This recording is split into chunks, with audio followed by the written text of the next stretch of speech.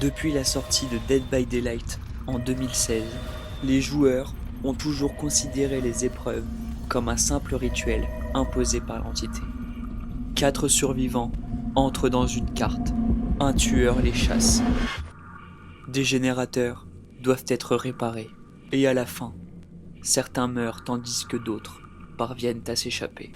Mais si on regarde cette boucle d'un œil extérieur, quelque chose paraît étrange. Pourquoi autant de règles? Pourquoi les générateurs? Pourquoi les portes? Pourquoi les crochets? Pourquoi l'entité attend-elle que le tueur capture les survivants alors qu'elle est capable de faire surgir ses griffes de n'importe où? Et surtout, pourquoi permettre à des survivants de s'échapper?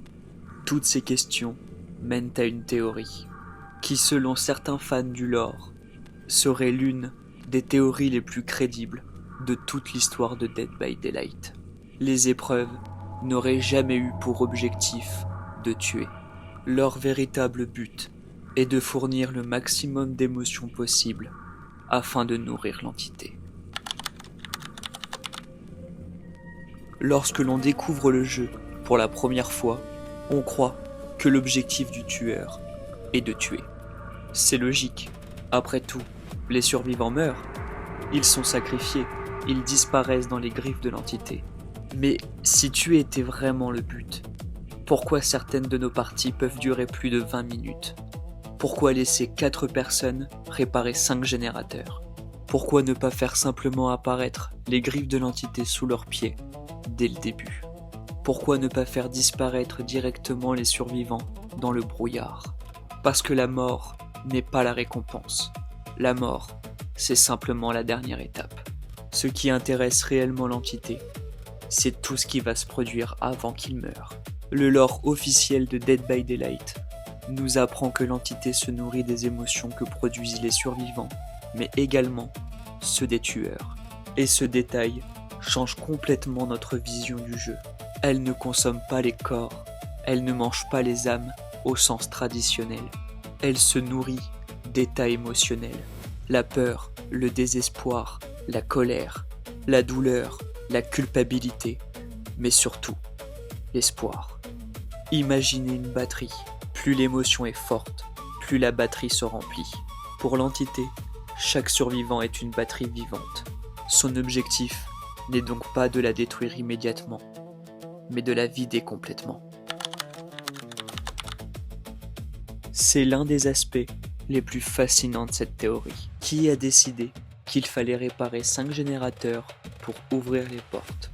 Le jeu ne l'explique jamais. Les survivants le font parce que c'est la règle. Mais personne ne sait réellement pourquoi. Et si les générateurs n'étaient qu'un faux objectif? Imaginez que l'entité puisse ouvrir les portes à n'importe quel moment. Après tout, c'est elle qui contrôle entièrement les royaumes. Elle crée les bâtiments, elle déplace les cartes, elle façonne les crochets. Alors dans ce cas, pourquoi aurait-elle besoin d'électricité? Cela n'a aucun sens. Les générateurs pourraient être simplement une distraction, une manière d'occuper les survivants, de créer des choix difficiles. Réparer ou sauver un allié, continuer malgré les battements de mon cœur, finir le dernier générateur alors que le tueur approche. Toutes ces décisions produisent des émotions. Plus les émotions sont fortes, et plus l'entité se délecte. Autre détail étrange, le tueur doit accrocher les survivants 3 fois. Pourquoi? Pourquoi ne pas les achever immédiatement? Encore une fois, parce que la souffrance est beaucoup plus importante que la mort. Chaque crochet provoque une montée de stress. Les survivants doivent prendre une décision. Sauver leur équipier, continuer leur objectif ou prendre un risque. Le survivant accroché, lui, vit plusieurs émotions en même temps. La peur, la douleur, la frustration, l'espoir, l'attente. Tout cela nourrit probablement bien plus l'entité qu'une simple exécution immédiate.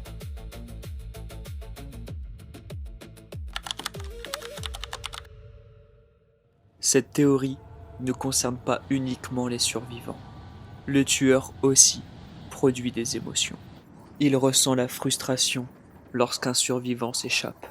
l'excitation d'une poursuite, l'exaltation d'un sacrifice, la colère lorsqu'un générateur est terminé, le stress dû à une partie difficile. Autrement dit, l'entité se nourrit des deux camps. Elle n'a aucun favori, elle exploite tout le monde. Le tueur croit être le prédateur, mais en réalité, il est aussi une victime. Regardez les royaumes de Dead by Daylight. Ils ne sont jamais construits au hasard. L'école de Midwich est oppressante. Leary est un véritable labyrinthe. Le domaine Macmillan évoque l'abandon. Le jardin de la joie mélange beauté et malaise. Même la luminosité est pensée pour créer une ambiance. Pourquoi autant de décors si soignés? Tout simplement pour que l'environnement influence les émotions. Une poursuite dans une forêt sombre ne provoquera pas les mêmes émotions que dans une allée simple et vide, clinique et hyper éclairée. Finalement, l'entité ne crée pas simplement des cartes, elle crée des pièges psychologiques. Si un survivant meurt, pourquoi prendre la peine de le ramener au feu de camp? Pourquoi ne pas simplement recruter une toute nouvelle victime? Parce qu'une personne qui a déjà vécu des épreuves va produire probablement beaucoup plus d'émotions qu'une personne qui n'en a jamais vécu. Et que même si ses souvenirs sont effacés, son corps, lui, garde des traces. Ses instincts évoluent, ses réactions deviennent plus fortes. Chaque nouvelle épreuve permet d'extraire encore plus de nouvelles émotions. Le cycle devient alors presque infini. Le sacrifice semble être le point culminant de chaque épreuve, mais plusieurs joueurs pensent qu'ils ne servent pas directement à nourrir l'entité. Le sacrifice serait plutôt une récompense, la conclusion logique d'un processus déjà terminé. Comme lorsqu'un agriculteur récolte le fruit d'une longue culture. Le véritable travail s'est déroulé avant. La peur, la poursuite, la fuite et le désespoir. Le sacrifice ne serait que l'instant même où l'entité récolte ce qu'elle a cultivé. Certains pensent que l'entité cherche simplement à accumuler des âmes. Après tout, de nombreuses créatures surnaturelles fonctionnent ainsi dans la fiction. Mais cette hypothèse explique difficilement pourquoi elle met autant de moyens en œuvre, si seules les âmes comptaient. Pourquoi organiser un rituel aussi complexe? Pourquoi laisser une chance de fuir? Pourquoi recréer chaque victime après chacune de leurs morts? Et cette théorie répond beaucoup mieux à cette question. Pour moi, cette théorie est probablement l'une des plus importantes de tout le lore de Dead by Daylight. Elle donne enfin un sens à presque toutes les mécaniques du jeu. Les générateurs, les portes, les crochets, le feu de camp, les sacrifices, même les victoires des survivants. Tout devient logique si l'on considère que les épreuves ne sont pas des exécutions, mais des expériences destinées à produire un maximum d'émotions. Finalement, l'entité ressemble moins à un dieu qu'à un immense fermier cosmique. Ses champs ne sont pas remplis de blé, mais ils sont remplis d'êtres humains. Et ce qu'elle récolte, ce n'est pas leur chair, c'est leur peur. Mais si les épreuves sont soigneusement construites pour produire le maximum d'émotions, alors une autre question apparaît. Pourquoi chaque royaume possède-t-il une identité aussi forte? Pourquoi le domaine Macmillan ressemble-t-il autant au passé du trappeur? Pourquoi Midwich paraît bloqué dans le cauchemar de Silent Hill? Selon la théorie suivante, les cartes de Dead by Daylight ne seraient pas de simples royaumes, ni même de simples décors. Elles seraient des fragments matérialisés de l'esprit des tueurs eux-mêmes. Lorsque l'on parle des cartes de Dead by Daylight, on les considère souvent comme de simples terrains de jeu. Une forêt, un hôpital, une école ou encore une casse automobile. Pourtant, plus on s'intéresse au lore et plus on se rend compte que aucun royaume n'a été choisi au hasard. Le domaine Macmillan raconte l'histoire du trappeur. Coldwind Farm est intimement lié à la vie du Hillbilly. L'Eries Memorial Institute est le théâtre des expériences malsaines du docteur. Midwich est directement issu des cauchemars de Silent Hill. Pourquoi l'entité recrée-t-elle précisément ces lieux? Pourquoi ne pas placer tous les tueurs dans un seul et même environnement? Une théorie avance une réponse fascinante. Les royaumes ne seraient pas de simples copies du monde réel. Ils seraient des projections de souvenirs, des traumatismes et des fragments de la personnalité de nos tueurs. Autrement dit, chaque carte serait une fenêtre ouverte sur leur esprit torturé et malsain.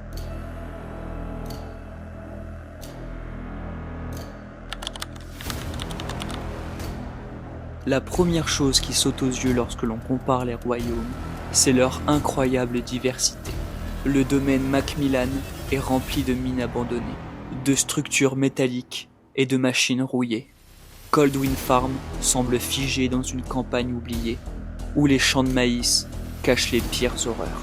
L'Eries Memorial Institute est un laboratoire froid, labyrinthique, presque clinique.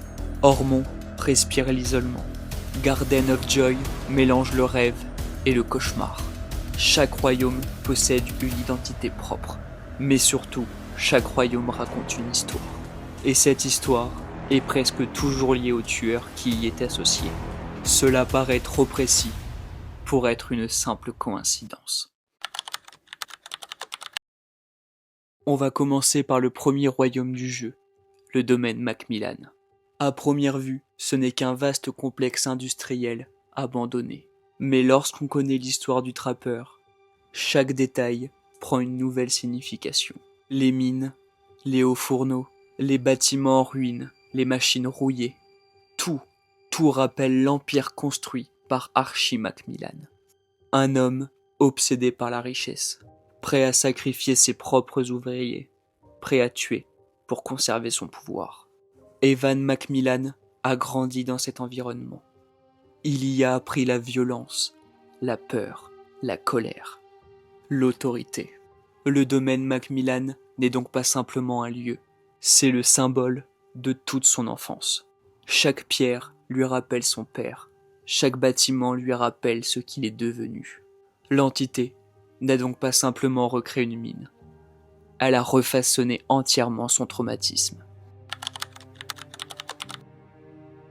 Regardons maintenant la ferme de Goldwyn. Elle est associée au Hillbilly.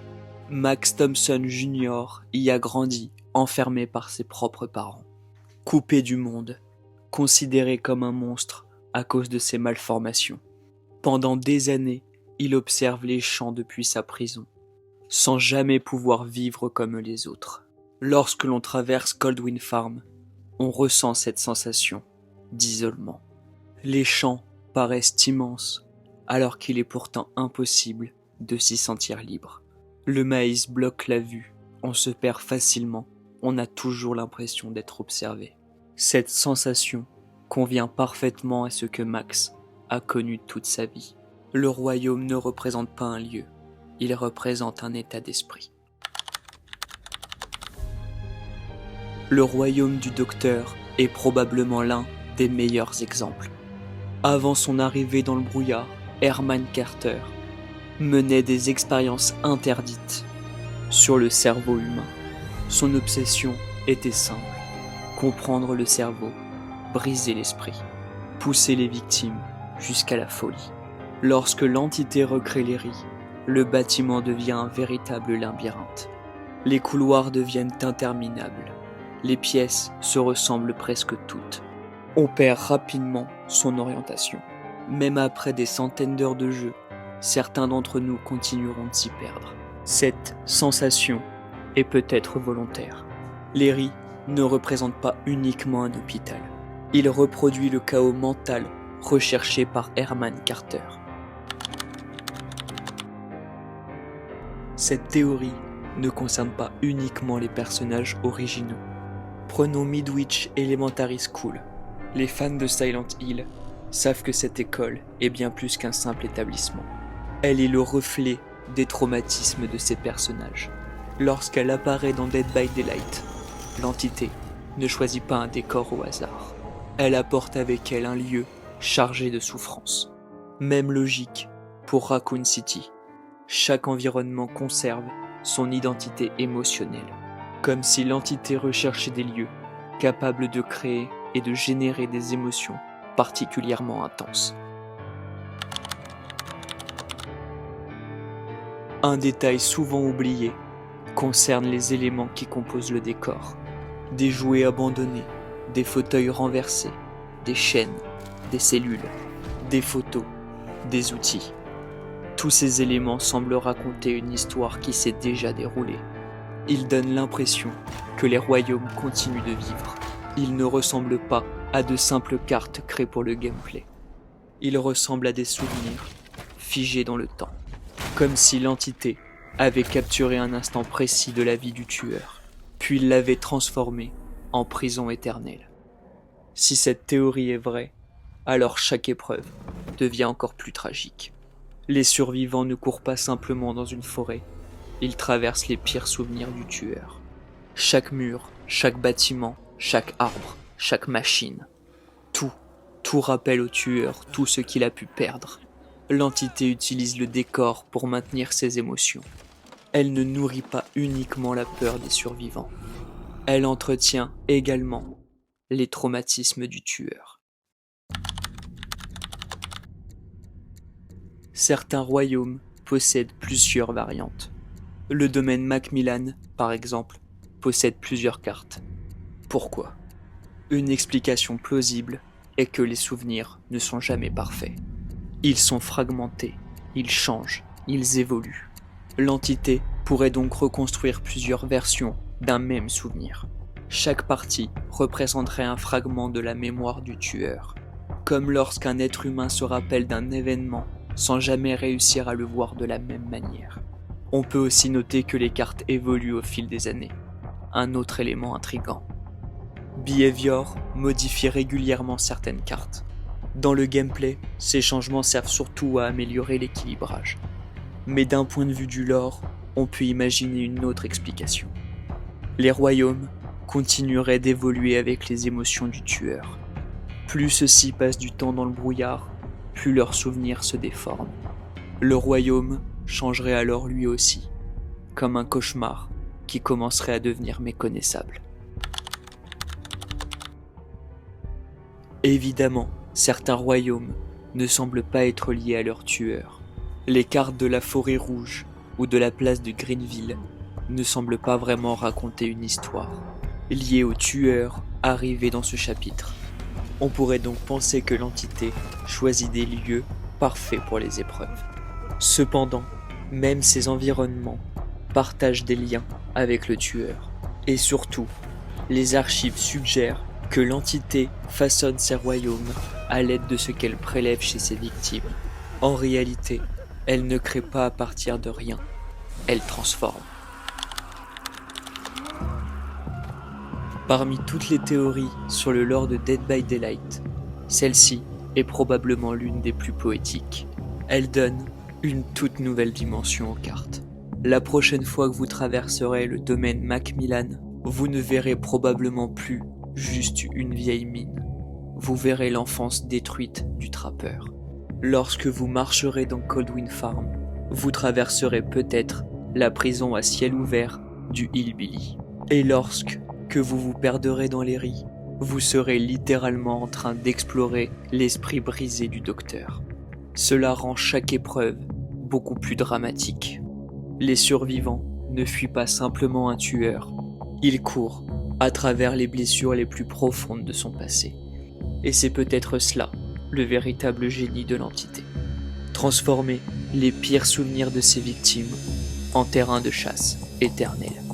Nous avons vu que l'entité n'est peut-être pas un dieu, qu'elle manipule les tueurs, qu'elle efface partiellement la mémoire des survivants, qu'elle se nourrit de leurs émotions, et que les royaumes semblent être une partie de leur traumatisme. Pourtant, ce n'est qu'une partie du mystère.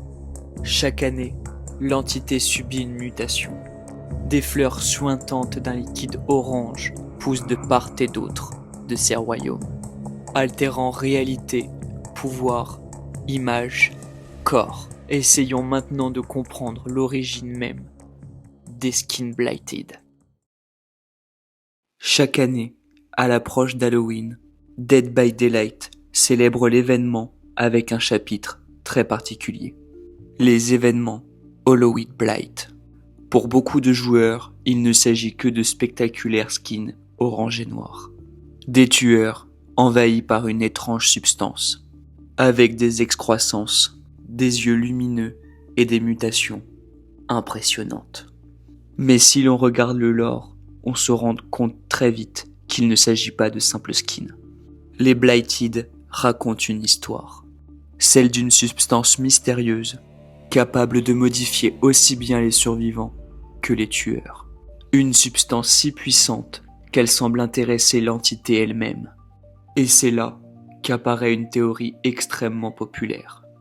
Le sérum putride, à l'origine des Blighted, aurait créé quelque chose que l'entité ne maîtrise plus totalement. Avant tout, qu'est-ce que le sérum putride ? Pour comprendre cette théorie, il faut revenir sur un personnage souvent oublié par les joueurs, Vigo. Bien avant notre arrivée dans le brouillard, Vigo est un érudit qui cherche absolument à comprendre les règles qui composent les royaumes de l'entité. Contrairement aux survivants ordinaires, lui ne se contente pas d'essayer de survivre. Il observe, il expérimente, il rédige, il cherche un moyen de contourner les lois imposées par l'entité. Au cours de ses nombreuses recherches, il fait la découverte d'une plante inconnue qui pousse uniquement dans le brouillard, la fleur putride. À l'aide de cette fleur, il compose un composé expérimental, le sérum putride. Son objectif n'était probablement pas de créer une arme. Il voulait comprendre le fonctionnement même du brouillard. Mais comme souvent dans les histoires d'horreur, l'expérience tourne mal. Les premiers effets du sérum sont relativement discrets. Puis tout dégénère. Les êtres exposés commencent à changer. La peau se fissure, des excroissances apparaissent. Leurs yeux brillent d'une lumière surnaturelle. Leur comportement devient plus agressif. Mais le plus inquiétant, c'est que ces mutations ne semblent pas être uniquement physiques. Elles touchent également leur esprit, comme si le sérum réveillait quelque chose de profondément enfoui, ou au contraire, comme s'il ajoutait une toute nouvelle conscience. Prenons quelques exemples. Le Blight lui-même, le trappeur, la Huntress, le spectre, tous conservent leur identité, mais leur apparence devient presque méconnaissable. Leur corps semble littéralement exploser sous l'effet du sérum. Ce qui intrigue les fans, c'est que ces transformations paraissent bien plus extrêmes que ce que l'entité est capable de leur faire en temps réel. Lorsqu'elle recrute un tueur, elle amplifie généralement ce qui existe déjà. Avec le sérum, elle semble capable de provoquer quelque chose de totalement nouveau, comme si cette substance suivait ses propres règles. C'est ici que commence véritablement la théorie. La fleur putride pousse dans les royaumes de l'entité. On pourrait donc penser que cette dernière contrôle naturellement les plantes. Pourtant, rien ne l'indique. Au contraire, plusieurs textes de lore nous laissent penser que Vigo a découvert cette fleur comme un explorateur découvrirait une nouvelle espèce. Il ne parle jamais d'une création volontaire de l'entité. Il parle d'un organisme vivant. Et cela change tout. Car si cette fleur possède une origine différente, alors le sérum putride pourrait être une force extérieure à l'entité, une énergie qui coexiste avec elle. C'est probablement la plus grande faiblesse apparente de l'entité. Comment un simple humain a-t-il pu créer une substance capable de transformer les tueurs de ces royaumes ? Deux possibilités existent. La première, l'entité savait exactement ce qui allait arriver, et elle a volontairement laissé Vigo poursuivre ses recherches. La seconde, elle ne comprenait pas elle-même le concept du sérum. Et c'est cette deuxième hypothèse qui alimente la théorie. Pour la première fois, l'entité aurait été confrontée à quelque chose qu'elle ne maîtrisait pas complètement. Talbot Crims est sûrement le meilleur exemple. Avant de devenir le tueur que nous connaissons, c'est un chimiste brillant, obsédé par les plantes rares et leurs propriétés. En arrivant dans le brouillard, il poursuit naturellement ses recherches. Il découvre lui aussi la fleur putride. Et persuadé de pouvoir en exploiter les capacités, il se l'injecte. Son corps change, mais surtout, il semble complètement oublier progressivement ce qu'il était. Ses expériences deviennent de plus en plus dangereuses. Son obsession grandit, comme si le sérum nourrissait ses attentes, ses idées, ses désirs. À cet instant, Talbot cesse peu à peu d'être un simple scientifique. Il devient le Blight. Un détail que beaucoup de joueurs ignorent. L'événement Halloween Blight ne sont pas de simples excuses pour vendre des skins. Chaque année, Behavior publie de nouveaux textes de lore. On y découvre que le sérum continue de se propager, que Vigo poursuit certaines recherches, que Talbot expérimente encore. Autrement dit, le phénomène Blighted évolue. Il ne s'agit pas d'un simple événement figé. Il fait partie intégrante de l'histoire de Dead by Daylight. Voici la partie la plus spéculative, mais aussi la plus intéressante. L'entité contrôle presque tout. Les survivants, les royaumes, les tueurs, les épreuves. Pourtant, le sérum putride semble modifier ses créations, sans lui demander son autorisation. Les tueurs mutent, leur apparence change, leur comportement évolue, comme si une autre force extérieure interagissait à travers eux. Et si cette force continuait de se développer, pourrait-elle un jour représenter un danger pour l'entité elle-même? C'est précisément ce que certains fans imaginent.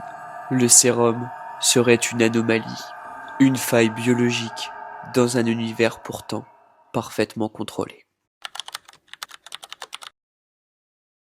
Bien sûr, rien ne prouve officiellement que l'entité perde le contrôle. On peut également interpréter les événements autrement. Peut-être que toutes ces mutations font simplement partie de son plan. Peut-être qu'elle utilise Talbot et Vigo comme des cobayes. Après tout, l'entité adore expérimenter. Les Blighted pourraient simplement représenter une toute nouvelle manière de développer encore plus de peur. Et cette interprétation reste tout à fait crédible. Personnellement, je trouve que cette théorie possède un énorme potentiel. Pas parce qu'elle est confirmée, mais parce qu'elle ouvre un champ de possibilités inimaginables. Depuis 10 ans, l'entité est présentée comme la force dominante de Dead by Daylight. Elle paraît invincible, intouchable. Pourtant, le sérum putride introduit enfin une variable incontrôlable. Une substance capable de transformer même ceux qui appartiennent déjà au brouillard. Si Behavior décide un jour de faire grandir le lore principal, je ne serais pas surpris que le Blight et les recherches de Vigo jouent un rôle central. Car si quelque chose peut réellement menacer l'entité, il est probable que cette menace soit déjà présente depuis longtemps, et qu'elle pousse, tranquillement, dans les profondeurs du brouillard. En parlant de Vigo, impossible de ne pas s'intéresser à ce personnage énigmatique. Pendant des années, il a étudié le brouillard, défié les règles de l'entité, et laissé derrière lui des écrits qui servent encore aujourd'hui aux survivants. Mais une question demeure. Vigo est-il réellement mort? Ou erre-t-il toujours quelque part dans les royaumes? C'est ce que nous verrons dans la partie suivante. Alors, si vous voulez voir la suite, n'hésitez pas à vous abonner pour que plus jamais vous ne soyez seul autour de ce feu de camp.